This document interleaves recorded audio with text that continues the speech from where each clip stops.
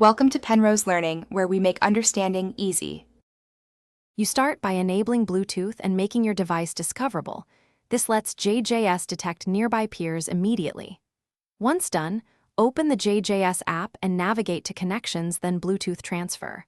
You must grant files, location, and nearby device permissions so the app can scan and send data.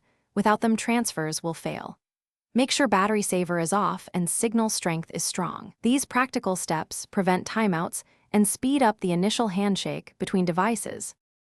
You scan for nearby JJS peers and pick the correct device from the list. Confirm the PIN shown on both screens to establish a secure link. Once paired, choose transfer mode, send, receive, or sync, and set file priorities so important items go first. If available, toggle Wi-Fi assisted transfer for larger files to use faster channels. Otherwise, stick with standard Bluetooth to save power. Make sure both devices stay unlocked and nearby so the negotiation completes without interruption. You watch the progress bar until transfer completes. If something stalls, use pause and resume to re-establish packets.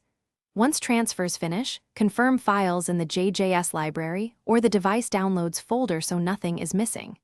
If transfers fail, toggle Bluetooth off and on, unpair and repair the devices, then restart JJS before retrying. This clears stale sessions. As a quick troubleshooting tip, move devices closer and disable VPN or battery optimizers.